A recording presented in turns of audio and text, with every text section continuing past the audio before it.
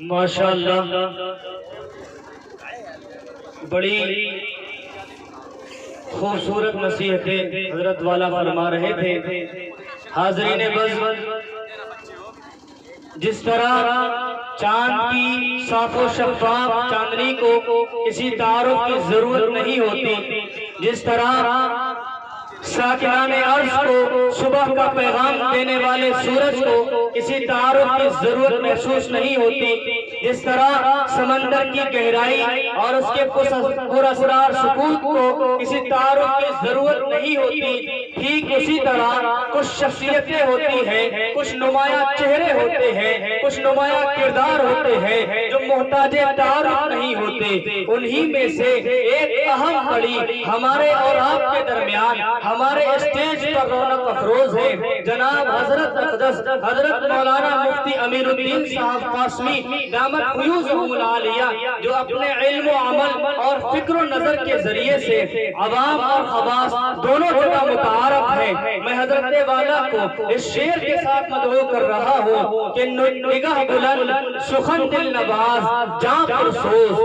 نگاہ بلند سخن دل نواز جاں پرسوز، یہی ہے رفت سفر میرے کارواں کے لیے حضرت والا۔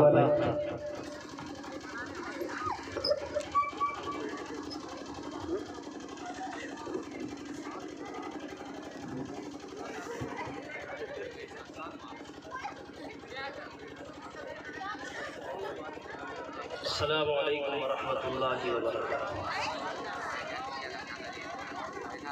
الحمد للہ نحمده ونستعینه ونستغفره ونؤمن به ونتوکل علیہ ونعوذ باللہ من شرور انفسنا ومن سیئات اعمالنا، من يهده الله فلا مضل له ومن يضلله فلا هادي له، ونشهد أن لا إله إلا الله وحده لا شريك له، ونشهد أن سيدنا ومولانا محمدا عبده ورسوله، أما بعد فأعوذ بالله من الشيطان الرجيم، بسم الله الرحمن الرحيم،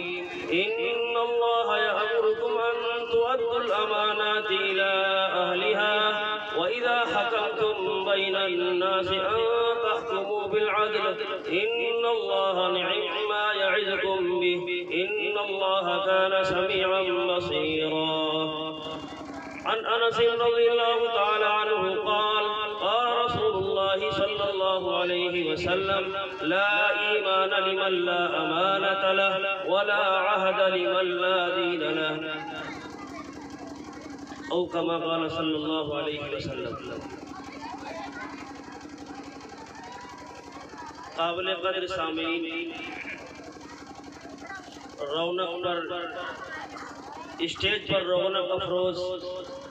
حضرات علماء اکرام، اساتذہ اکرام، وقت بہت ہو چکا ہے، آپ حضرات کافی دیر سے بہت قیمتی اور مفید باتیں، بہت پرمغز بیانات، بہت ہی خوشنما آواز کے اندر نعت نبی صلی اللہ علیہ وسلم سماعت فرما رہے ہیں۔ حق تو یہ ہے کہ اب بات ختم کر دی جاتی اور دعا کرا دی جاتی، صحیح بات یہی ہے، لیکن ان ہمارے کرم فرماؤں کا حکم ہے، ان کے حکم کو ٹالا بھی نہیں جا سکتا ہے، اگر ٹالیں گے تو یہ ناراض ہو جائیں گے، اس لیے ان کی ناراضگی کا ڈر ہے، اس لیے کچھ دیر آپ حضرات کے سامنے کچھ گفتگو کروں گا۔ سب سے پہلے میں اپنے ان تمام ہی نوجوانان کو یہ دلی مبارکباد دینا چاہتا ہوں جنہوں نے اس جلسے کا انعقاد کیا، جن لوگوں نے اس جلسے کے اندر محنت اور مشقت کی ہے، چاہے وہ روپے پیسے سے ہو، چاہے وہ مفید مشوروں سے ہو، اور چاہے جس لائن سے بھی اس جلسے کے منعقد کرنے میں جن ہمارے نوجوانوں نے محنت اور مشقت کی ہے، وہ بہت ہی زیادہ قابل مبارکبادی۔ اللہ تعالیٰ ان کو بہترین بدلہ نصیب فرمائے اور ایسے جلسے ان کو بارہا منعقد کرنے کی توفیق نصیب فرمائے۔ دوسری بات یہ عرض کرنا ہے، حدیث میں آتا ہے حضور پاک صلی اللہ علیہ وسلم نے ارشاد فرمایا انما الاعمال بالنیات۔ ہم اور آپ ایک مبارک مجلس کے اندر بیٹھے ہیں، یہ مجلس حضور پاک صلی اللہ علیہ وسلم کی نسبت پر منعقد ہوئی ہے۔ ہم کسی سیاسی جلسے کے اندر نہیں آئے ہیں، ہم کسی اور دنیا کے کسی اور پروگرام میں شریک نہیں ہوئے ہیں، بلکہ ہم ایک ایسے جلسے کے اندر بیٹھے ہیں، ہم ایک ایسی مجلس کے اندر شریک ہوئے ہیں جس مجلس کا انعقاد جناب رسول اللہ صلی اللہ علیہ وسلم کی نسبت پر کیا گیا ہے۔ تو اس لیے ہمیں چاہیے کہ ہم اپنی نیت یہ کر لیں کہ ہمارا یہاں آنے کا مقصد یہ ہے کہ ہمیں جو دین کی باتیں بتلائی جا رہی ہیں، جو دین کی باتیں ہمیں سمجھائی جا رہی ہیں، ہم انشاءاللہ آنے والی زندگی کے اندر ان باتوں پر عمل کریں گے۔ اب تک ہماری زندگی جیسی چاہی گزر گئی، لیکن آئندہ انشاءاللہ ہماری زندگی اب اللہ کے نبی صلی اللہ علیہ وسلم کے طریقے کے مطابق، حضور پاک صلی اللہ علیہ وسلم کی سنت کے مطابق ہماری زندگی اب گزرے گی۔ یہ نیت کر رہے ہیں ہماری ماں اور بہنیں اور ہمارے تمام نوجوان، ہمارے تمام بزرگ، یہ تمام یہ نیت کر لیں کہ ہمارا یہاں آنے کا مقصد صرف یہ ہے کہ ہم اپنی زندگیوں کے اندر تبدیلی کریں گے، ہم اپنی زندگیوں کو حضور پاک صلی اللہ علیہ وسلم کی سنت کے مطابق گزاریں گے۔ میں نے آپ حضرات کے سامنے سورہ نساء کی ایک آیت تلاوت کی ہے۔ اللہ رب العزت سے دعا ہے کہ اللہ تعالیٰ اس آیت کی روشنی میں کچھ مفید باتیں کہنے کی مجھے توفیق عطا فرما دے اور آپ حضرات کو صحیح طریقے پر سمجھنے کی، اور اس کے بعد اللہ رب العزت ہم سب کو اس پر عمل کرنے کی توفیق نصیب فرمائے۔ اللہ تعالیٰ نے ارشاد فرمایا ان اللہ یأمرکم ان تؤدوا الامانات الی اہلہا، کہ بے شک اللہ تمہیں اس بات کا حکم دے رہا ہے کہ امانت والوں تک پہنچا دو، حق والوں تک پہنچا دو۔ وَإِذَا حَكَمْتُمْ بَيْنَ النَّاسِ أَن تَحْكُمُوا بِالْعَدْلِ، اور جب تم فیصلہ کرو لوگوں کے درمیان تو انصاف کے ساتھ فیصلہ کرو۔ ان اللہ نعم ما یعظکم بہ، بے شک اللہ تعالیٰ تم کو اچھی باتوں کی نصیحتیں کر رہا ہے۔ ان اللہ کان سمیعا بصیرا، بے شک اللہ تعالیٰ سب کچھ سننے والا، سب کچھ دیکھنے والا ہے۔ میرے محترم بزرگوں، دوستو، یہ آیت ایک ایسے موقع پر نازل ہوئی ہے، ایک خاص واقعے کے تحت نازل ہوئی ہے۔ حضور اکرم صلی اللہ علیہ وسلم ہجرت سے پہلے، بلکہ آپ صلی اللہ علیہ وسلم کے اس دنیا میں تشریف لانے سے پہلے زمانے جاہلیت کے اندر خانہ کعبہ کی خدمت کرنا، خانہ کعبہ کے اندر صفائی ستھرائی کا انتظام کرنا، خانہ کعبہ کے اندر تالا لگانا اور کھولنا، یہ دیگر جو خدمتیں تھیں، اسی طریقے سے آنے والے حجاج اور معتمرین کو پانی پلانا، ان کے ٹھہرنے کا انتظام کرنا، یہ ساری خدمتیں بڑے فخر کی چیز تھی۔ اور جن خاندانوں کو خانہ کعبہ کی جو خدمتیں سپرد ہوتی تھی، وہ خاندان بہت معزز سمجھا جاتا تھا، بڑا اونچا خاندان سمجھا جاتا تھا۔ چنانچہ حضرت عباس رضی اللہ تعالیٰ عنہ کے پاس آنے والے حاجیوں کو زمزم پلانے کی خدمت تھی۔ اسی طریقے سے ایک شخص تھے عثمان ابن طلحہ، وہ خود کہتے ہیں کہ زمانے جاہلیت میں میرے پاس خانہ کعبہ کی چابی میرے پاس رہتی تھی اور اس کا تالا لگانا اور بند کرنا یہ میری خدمت تھی، میرے ذمہ یہ خدمت تھی۔ وہ کہتے ہیں میرا دستور یہ تھا کہ میں پیر اور جمعرات کے اندر خانہ کعبہ کے اندر آتا تھا، اس کے تالے کو کھولتا تھا، لوگ آتے تھے، عبادتیں کرتے تھے اور طواف کرتے تھے، اور جب جانے لگتے تھے تو مجھے کچھ ہدیہ اور تحفہ دے کر کے جاتے تھے، میں خوشی خوشی قبول کر لیتا تھا۔ حضور پاک صلی اللہ علیہ وسلم کا دور آیا، ایک دن حضور پاک صلی اللہ علیہ وسلم خانہ کعبہ میں تشریف لائے، پیر یا جمعرات کا دن تھا، اور آپ نے عثمان ابن طلحہ سے کہا کہ عثمان ابن طلحہ ذرا یہ خانہ کعبہ کا تالا کھول دو، مجھے عبادت کرنا ہے۔ عثمان ابن طلحہ کہتے ہیں کہ میں نے چابی دینے سے منع کر دیا اور میں نے خانہ کعبہ کا تالا نہیں کھولا۔ وہ خود کہتے ہیں کہ صرف تالا ہی نہیں کھولا بلکہ میں نے حضور پاک صلی اللہ علیہ وسلم کو سخت اور سست بھی کہا، میں نے ترش کلمات بھی بولے، لیکن حضور پاک صلی اللہ علیہ وسلم نے بڑے تحمل کے ساتھ، بڑی بردباری کے ساتھ وہ کلمات کو برداشت کیا۔ لیکن آپ نے ایک جملہ فرمایا کہ عثمان ابن طلحہ یہ چابی ایک دن میرے پاس ہوگی، یہ چابی ایک دن میرے پاس ہوگی اور مجھے اختیار ہوگا، میں جسے چاہوں گا یہ چابی دے دوں گا۔ عثمان ابن طلحہ کہتے ہیں میں نے برجستہ کہا اگر وہ دن آ گیا کہ چابی میرے پاس سے چلی گئی اور آپ کے پاس وہ چابی آ گئی تو اس دن قریش ہلاک اور برباد ہو جائیں گے، قریش نامراد ہو جائیں گے، ذلیل اور خوار ہو جائیں گے۔ حضور پاک صلی اللہ علیہ وسلم نے فوراً جواب دیا کہ نہیں عثمان سنو، اس دن قریش آباد ہو جائیں گے، قریش عزت والے ہو جائیں گے، ان کو اللہ تعالیٰ کامیاب فرمانے کا کامران کر دے گا۔ عثمان ابن طلحہ کہتے ہیں بات آئی گئی ہو گئی، لیکن میں نے سوچا کہ یہ حضور پاک صلی اللہ علیہ وسلم جو بات کہتے ہیں وہ سچ ہو کر کے رہتی ہے۔ میرے دل میں خیال آیا کہ اب یہ چابی میرے ہاتھ سے چلی جائے گی، کیوں نہ میں مسلمان ہو جاؤں، کلمہ پڑھ لوں۔ دل میں یہ ارمان پیدا ہوئے، لیکن جب میں لوٹ کر اپنے گھر پہنچا میں نے اپنے قوم کے لوگوں کے مزاج کو دیکھا، اپنے خاندان کے لوگوں کے مزاج کو دیکھا، بدلا ہوا پایا، لوگوں کے مزاج کو مختلف پایا، حالات سازگار نہ ہو سکے اور میں مسلمان نہیں ہو سکا۔ چنانچہ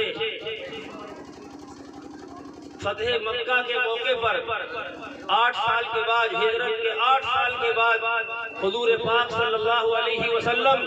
اپنے جانثار صحابہ کے ساتھ ایک جم غفیر کے ساتھ مکہ فتح فرماتے ہیں اور شان کے ساتھ مکہ مکرمہ میں آپ داخلہ فرماتے ہیں اور آپ نے خانہ کعبہ کی چابی پھر طلب کی ہے، آپ نے چابی مانگی ہے۔ ایک روایت کے مطابق عثمان ابن طلحہ چابی نہیں دیتے ہیں، خانہ کعبہ کی چھت پہ چڑھ جاتے ہیں۔ حضرت علی رضی اللہ تعالیٰ عنہ کو حضور پاک صلی اللہ علیہ وسلم حکم دیتے کہ جاؤ علی چابی لے کر کے آؤ۔ حضرت علی جاتے ہیں، خانہ کعبہ کی چھت پر چڑھ جاتے ہیں اور عثمان ابن طلحہ سے وہ چابی زبردستی چھینتے ہیں۔ جب وہ چابی دینے لگتے ہیں مجبوری میں تو وہ کہتے ہیں لو یہ امانت ہے، اس امانت کا خیال ہے۔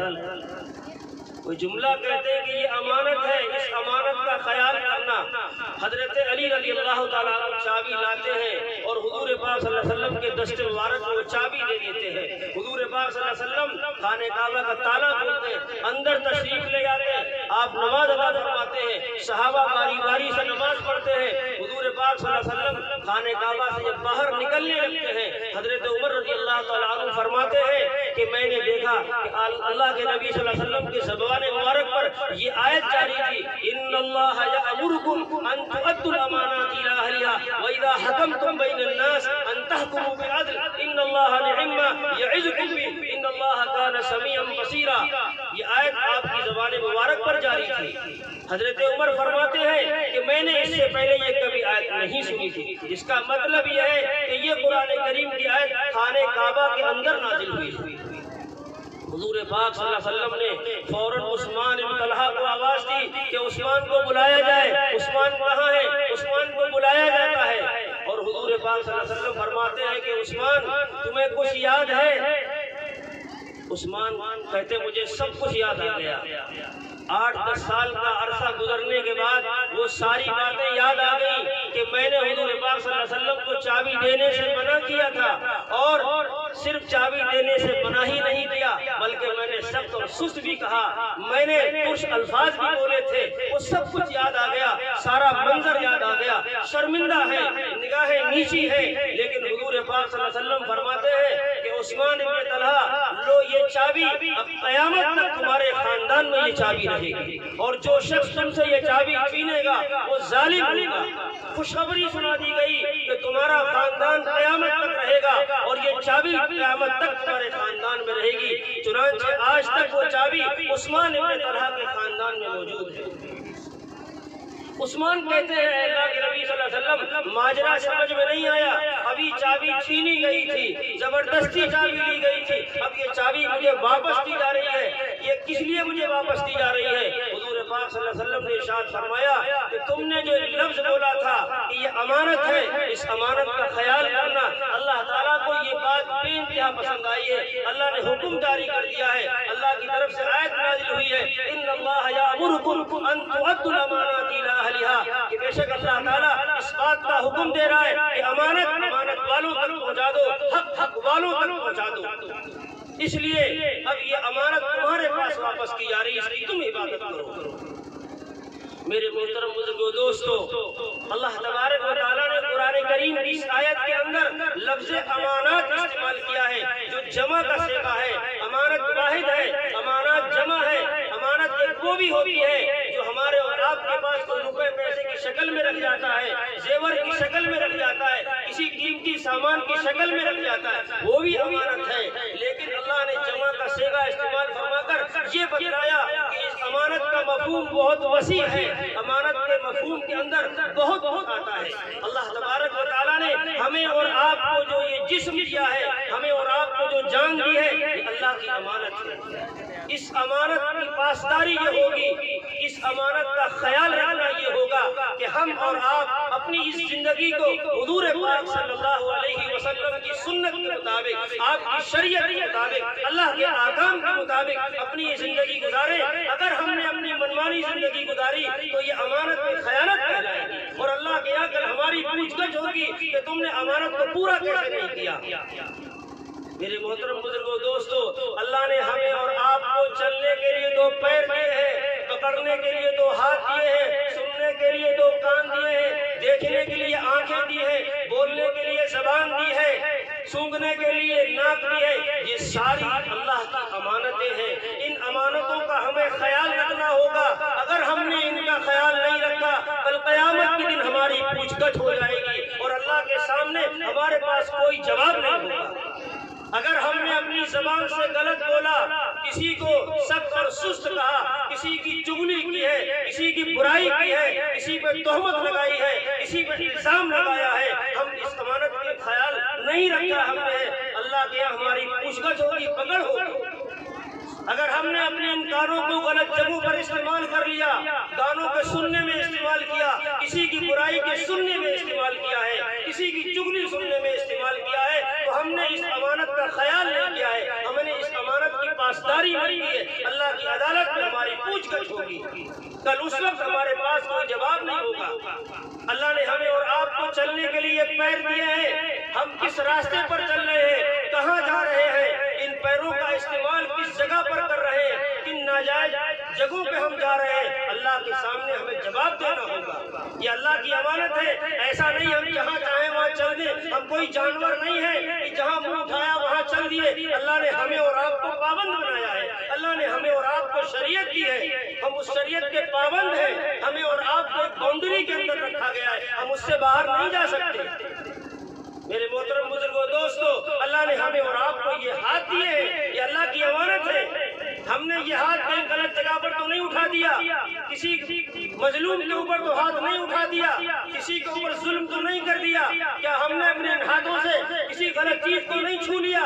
अगर हमने ऐसा किया है तो हमने अमानत की खयानत की है, हमने अमानत में खयानत की है, अमानत की पासदारी नहीं की है। याद रखिएगा, अल्लाह के सामने हम सबको जवाब देना पड़ेगा कि अल्लाह ने हमें और आपको जान दी थी, इस जान की आपने परवाह नहीं की, आपने इस जान को अल्लाह की फरमाबरदारी में इस्तेमाल नहीं किया, अपने इस जिस्म को अल्लाह की फरमाबरदारी में इस्तेमाल नहीं किया। मेरे मोहतरम बुजुर्गों दोस्तों, आज हमारा और आपका कितना बुरा हाल हो चुका है। ये वक्त बहुत ज्यादा हो रहा है, वरना मैं चाहता था कि तफसील से बात करूं। आज हमारा और आपका हाल क्या है? कदम कदम पर झूठ बोलते हैं, बात बात पे झूठ बोलते हैं और झूठ का एहसास तक नहीं होता है। मोबाइल अल्लाह की पनाह कितना झूठ बुला रहा है। आदमी घर पे होगा बोलेगा घर पे नहीं हूँ, दुकान पे होगा बोला दुकान पे नहीं हूँ, कोई लेने वाला आएगा ताकि देना ना पड़े, झूठ बोलेगा और इसको फन समझेगा, इसको कमाल समझेगा, इसको हुनर समझेगा। झूठ बोल रहा है धड़ल्ले से और उसे एहसास तक नहीं। मेरे मोहतरम बुजुर्गों दोस्तों, कल क़यामत के दिन अल्लाह के यहाँ हमारी पकड़ होगी, अल्लाह के यहाँ पूछताछ होगी कि हमने ये सारी चीजें तुमको दी थी, ये तुम्हारे पास अमानत थी, तुमने इस अमानत का कितना अदा किया है। میرے محترم بزرگوں دوستو، اسی امانت کے مفہوم کے اندر اللہ نے ہمیں اور آپ کو یہ اولاد دی ہے، یہ اللہ کی امانت ہے۔ ہم نے اور آپ نے اس امانت کا کتنا حق ادا کیا ہے؟ یاد رکھیے گا، جس کے یہاں بیٹا یا بیٹی ہوتی ہے، بچہ ہوتا ہے، اس کی امانت کا حق یہ ہے، اس امانت کی پاسداری یہ ہے کہ ہم سب سے پہلے پیدا ہونے والے بچے کا بہترین نام منتخب کریں۔ یہ اس کی امانت کی حقداری ہے، امانت کی پاسداری ہے۔ اللہ نے ہمیں اور آپ کو اولاد دی ہے، بہت سے صاحب اولاد ہیں، اولاد جن کو اللہ نے دی ہے، جن کو اللہ نے ماں باپ بنایا ہے، وہ سوچے سمجھے کہ یہ اولاد اللہ کی امانت ہے، اس امانت کی پاسداری یہ ہوگی کہ ان کا بہترین نام منتخب کریں۔ آج تو عجیب ایک اسٹائل چل رہا ہے کہ نام نیا ہونا چاہیے جو کسی کا نہ ہو، جبکہ ہمارے آقا محمد رسول اللہ صلی اللہ علیہ وسلم یہ فرماتے ہیں کہ مجھے سب سے بہترین نام وہ پسند ہے، میرے نزدیک سب سے اچھا نام وہ ہے جو عبداللہ یا عبدالرحمن پر رکھا جائے، جو فاطمہ زینب رقیہ کے نام پر جو نام رکھے جائیں وہ حضور پاک صلی اللہ علیہ وسلم کو بے انتہا پسند نام ہے۔ لیکن ہمارا عجیب حال ہے، ہم یہ چاہتے ہیں کہ رنکو، ٹنکو، پنکو، نہ جانے کیسے کیسے نام رکھے جائیں، اس کے اندر نیاپن پیدا ہو جائے۔ یاد رکھیے گا، ناموں کے اثر ہوتے ہیں، علماء بیٹھے پوچھئے گا، جیسا نام رکھا جائے گا اس بچے کا کردار ویسے ہی ہوگا، اس بچے کی قسمت ویسی لکھی جائے گی۔ بہترین نام رکھو گے، اس بچے کے اوپر بہترین نام کے اثرات ہوں گے، اچھے کام کرے گا، اچھی تعلیم حاصل کرے گا، ماں باپ کی خدمت کرے گا، ماں باپ کی عزت کرے گا، ماں باپ کی اطاعت کرے گا۔ اور جب نام ہم نے غلط رکھے ہیں، غیروں کے نام پر رکھے ہیں، تو وہ اولاد کبھی اپنے ماں باپ کی فرمانبردار نہیں ہو سکتی۔ اس لیے یاد رکھیے، اپنے علماء سے مشورہ کیجئے، اپنے اماموں سے مشورہ کیجئے۔ جب اللہ آپ کو اولاد سے نوازے تو سب سے پہلا کام یہ ہے کہ اپنے مسجد کے امام سے، اپنے جاننے والے عالم سے پوچھئے کہ ہمارے یہاں بچہ ہوا ہے، بچی ہوئی ہے، ہم کیا نام رکھیں؟ بہترین نام جو بتلایا جائے اس کو رکھیے۔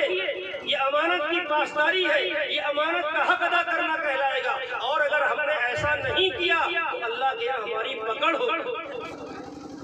یہ پہلا حق ہے۔ اور دوسرا حق،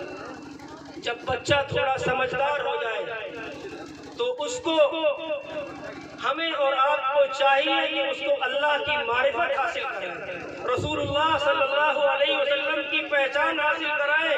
اس کو صحیح معنوں میں مسلمان بنائے، اس کو ایمان والا بنائے۔ یہ دوسرا حق ہے، یہ ماں باپ کے ذمہ دوسرا حق ہے کہ اپنی اولاد کو سب سے پہلے اللہ کا نام ان کو سکھائیں، اللہ کی تعلیمات حاصل کرائیں، رسول اللہ صلی اللہ علیہ وسلم کی پہچان حاصل کرائیں۔ آج برا حال ہے، اچھے کالجوں میں پڑھنے والے بچے نہیں جانتے کیا بولتے محمد صاحب، ان کو یہ نہیں پتا ہے کہ ہمارے آقا جن کی وجہ سے اللہ تعالیٰ نے اس پوری کائنات کو بنایا ہے، جن کے طفیل میں اللہ نے ہمیں اور آپ کو وجود بخشا ہے، اس پوری کائنات کو اللہ نے ان کے صدقے اور طفیل میں سجایا ہے۔ آج وہ اپنے نبی کے نام کو نہیں جانتا، نبی کے نام کو سلیقے سے لینا نہیں جانتا۔ میرے محترم بزرگوں دوستو، امانت کا حق یہ ہوگا کہ ہم اپنے بچوں کو اللہ اور اللہ کے رسول کی معرفت حاصل کرائیں۔ اگر ایسا نہیں کیا، یاد رکھیے کل قیامت کے دن یہ ہماری آپ کی اولاد اللہ کی بارگاہ میں ہمارے دامن کو پکڑ لے گی اور یہ کہے گی، اے اللہ، یہ ہمارے ماں باپ قصوروار ہیں جنہوں نے ہمیں دین کی تعلیم نہیں دی تھی، تیری پہچان حاصل نہیں کرائی تھی، رسول اللہ صلی اللہ علیہ وسلم کی پہچان حاصل نہیں کرائی تھی، ہم بے قصور ہے، ہمارا کوئی قصور نہیں ہے، قصور تو اصل ہمارے ماں باپ کا ہے۔ اس وقت ہمارے پاس کوئی جواب نہیں ہوگا۔ میرے محترم بزرگوں دوستو، اولاد کے لیے گھر بار کی فکر کیجئے، کاروبار کی فکر کیجئے، اچھی بات ہے، ان کے کھانے پینے کی فکر کیجئے، اچھا پہنانے کی فکر کیجئے، یہ بھی ثواب کا کام ہے۔ لیکن سب سے بڑا حق جو ہے، سب سے بنیادی جو حق ہے وہ یہ ہے کہ ان کو پہلے مسلمان بنائیے، ان کو ایمان والا بنائیے، ان کو رسول اللہ صلی اللہ علیہ وسلم کی پہچان حاصل کرائیے۔ میرے محترم بزرگوں دوستو، اگر ہم نے ایسا نہیں کیا تو کل قیامت کے دن ہمارے پاس کوئی جواب نہیں ہوگا، ہر ایک سے سوال کیا جائے گا۔ محترم حضرات، تو میں یہ بتلا رہا تھا کہ امانت کا جو مفہوم ہے یہ بہت وسیع ترین مفہوم ہے، اس کے اندر ساری چیزیں آتی ہیں۔ اللہ نے ہمیں اور آپ کو امانت ادا کرنے کا حق دیا ہے۔ حضرت انس رضی اللہ تعالیٰ عنہ، جنہوں نے حضور پاک صلی اللہ علیہ وسلم کی تقریباً 10 سال خدمت کی، کچھ مہینے کم 10 سال خدمت کی ہے، حضرت انس رضی اللہ تعالیٰ عنہ فرماتے ہیں کہ مجھے یاد نہیں ہے کہ کوئی بھی ایسا جلسہ ہوا ہو، کوئی مجلس منعقد ہوئی ہو، کوئی پروگرام ہوا ہو، حضور پاک صلی اللہ علیہ وسلم نے خطبہ دیا ہو، آپ نے تقریر فرمائی ہو اور یہ حدیث نہ پڑھی ہو، لا ایمان لمن لا امانت لہ ولا دین لمن لا عہد لہ، کہ ایسے آدمی کے اندر کوئی ایمان نہیں ہے جو آدمی امانت داری نہ رکھتا ہو، جو امانت ادا نہ کرتا ہو۔ ایسے آدمی کا کوئی ایمان دھرم نہیں ہے جو آدمی دوسروں کے حقوق ادا نہ کرتا ہو، اللہ کے حقوق ادا نہ کرتا ہو، ماں باپ کے حقوق ادا نہ کرتا ہو، اپنے اساتذہ کے حقوق ادا نہ کرتا ہو، جو اپنے پڑوسیوں کے حقوق ادا نہ کرتا ہو۔ ایسے شخص کے ایمان کا کوئی بھروسہ نہیں ہے۔ الفاظ دیگر یہ کہا جا رہا ہے وہ آدمی اپنے ایمان کی خیر میں آئے جو دوسروں کے حقوق ادا نہیں کر رہا ہے، پتہ نہیں وہ یہودی ہو کر کے مرے گا، وہ نصرانی ہو کر کے مرے گا، وہ ہندو ہو کر کے مرے گا، وہ مشرک ہو کر کے مرے گا، کچھ پتہ نہیں ہے، جو دوسروں کے حقوق ادا کرنے کی فکر نہیں۔ لا ایمان لمن لا امانت لہ، ایسے شخص کا کوئی ایمان دھرم نہیں ہے جو دوسروں کے حقوق ادا نہ کرتا ہے۔ اور دوسری چیز جو حضور پاک صلی اللہ علیہ وسلم نے ارشاد فرمائی، ولا دین لمن لا عہد لہ، ایسے آدمی کا کوئی دین نہیں ہے، کوئی مذہب نہیں ہے جو آدمی وعدے کو پورا نہ کرتا ہو، اپنے زبان سے کیے ہوئے وعدے کو پورا نہ کرے، اپنے عہد کو پورا نہ کرے، ایسے آدمی کا کوئی مذہب نہیں ہے، کوئی دھرم نہیں ہے۔ آج ہمارا اور آپ کا بالخصوص عام مسلمانوں کا حال یہ ہو چکا ہے، آج ہماری آپ کی پہچان بن چکی ہے، مسلمان وہ ہے جو وعدہ پورا نہ کرے۔ آج غیر لوگ مسلمانوں سے تجارت کرتے ہوئے، مسلمانوں سے بزنس کرتے ہوئے ڈرتے ہیں، کہتے ہیں مسلمانوں سے نہیں کریں گے۔ کیوں؟ مسلمان بات کا پکا نہیں ہوتا ہے، جو کہتا ہے اسے کرتا نہیں ہے۔ جس نبی کی تعلیم یہ ہو، جس نبی کا ارشاد یہ ہو، جس نبی نے اسلام کی یہ بنیاد بتائی ہو کہ مسلمان تو وہ ہوتا ہے جو زبان سے نکال دیتا ہے اسے پورا کرتا ہے، اپنے کی ہوئی بات کو، اپنے کیے ہوئے وعدے کو پورا کرتا ہے، اپنے کیے ہوئے عہد کو نبھاتا ہے، مسلمان تو وہ ہوتا ہے۔ لیکن آج ہمارا اور آپ کا ماحول یہ بن چکا ہے، ہمارا اور آپ کا معاشرہ یہ بن چکا ہے کہ ہم وعدہ کرتے ہیں اور اس کو نبھاتے نہیں ہیں، ہم عہد کرتے ہیں اس کو پورا نہیں کرتے۔ آج ہماری یہ علامت بن چکی ہے، ہماری یہ شان بن چکی ہے، ہماری یہ پہچان بن چکی ہے کہ مسلمان تو وہ ہے جو اپنی بات کو پورا نہ کرے۔ اور ایک دور تو وہ تھا کہ مسلمان جدھر نکل جاتا تھا لوگ اس کو عزت کی نگاہ سے دیکھتے تھے، اس کی آہو بھگت کرتے تھے، اس سے اپنے فیصلے کراتے تھے، اس سے اپنی گواہی دلواتے تھے کہ مسلمان جھوٹ نہیں بولتا ہے، مسلمان جو کہتا ہے اسے پورا کرتا ہے۔ کہاں دور جا رہے ہیں؟ قریب کی بات ہے، کاندھلا کے اندر ایک بزرگ تھے، کاندھلا میں ایک زمین تھی جس پہ جھگڑا ہو گیا، مسلمان کہتے تھے یہ مسجد کی زمین ہے، ہندو کہتے تھے یہ مندر کی زمین ہے، بہت دنوں کی بات نہیں، 100 سال کے اندر کی بات ہے، جھگڑا ہو گیا، انگریزی حکومت تھی، انگریز جج نے گواہ کو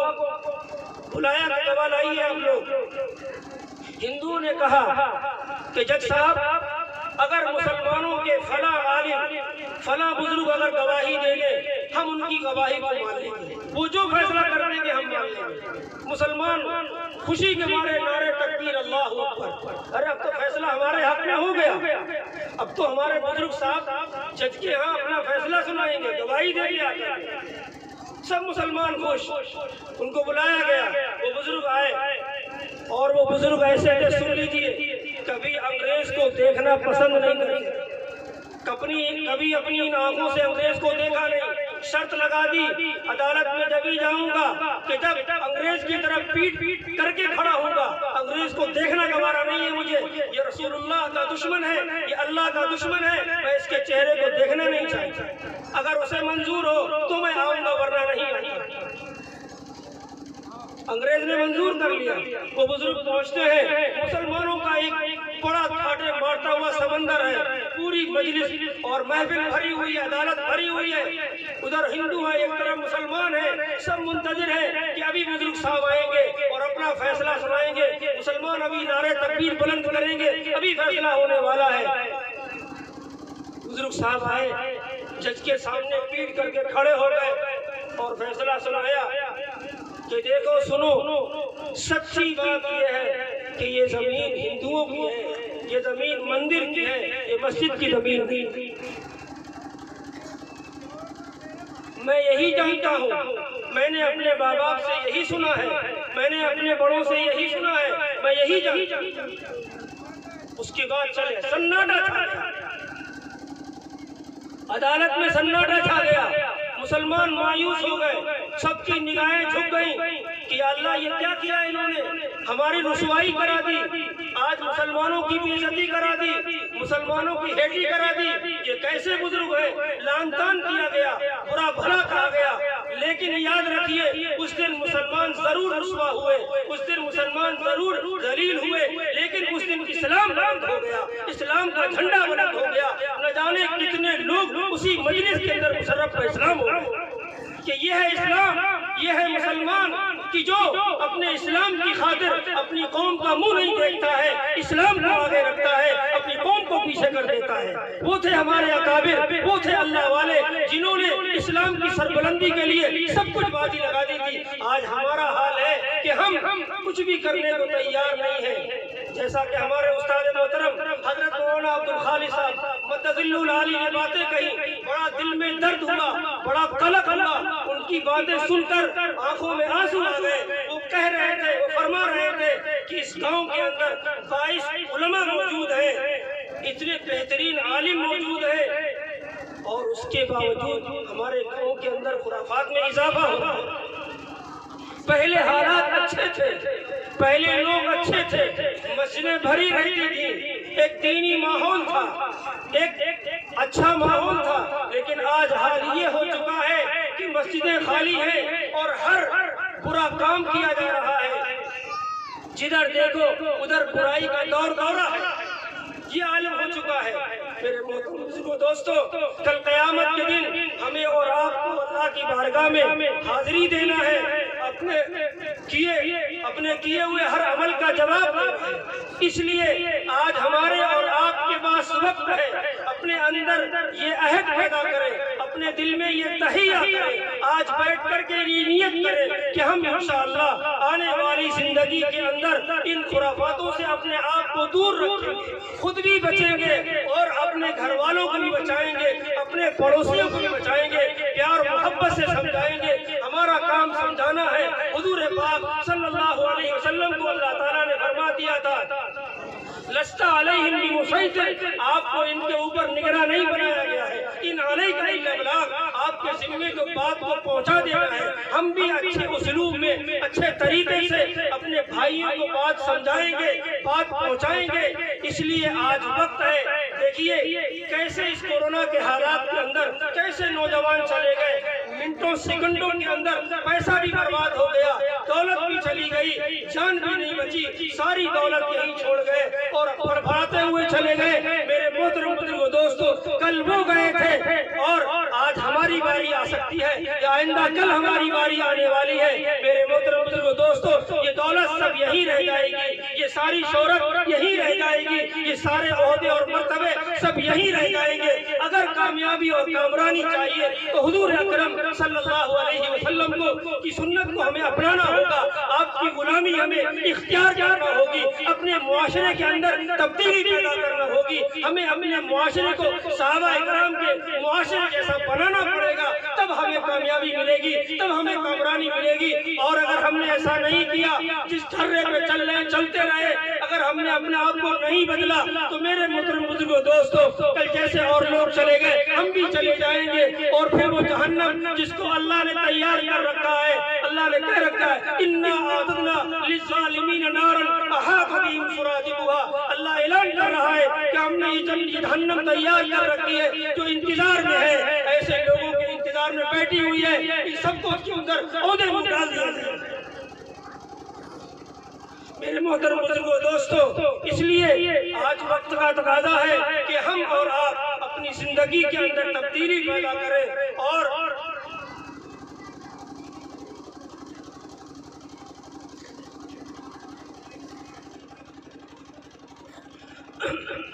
آج ہمیں اور آپ کو چاہیے کہ آج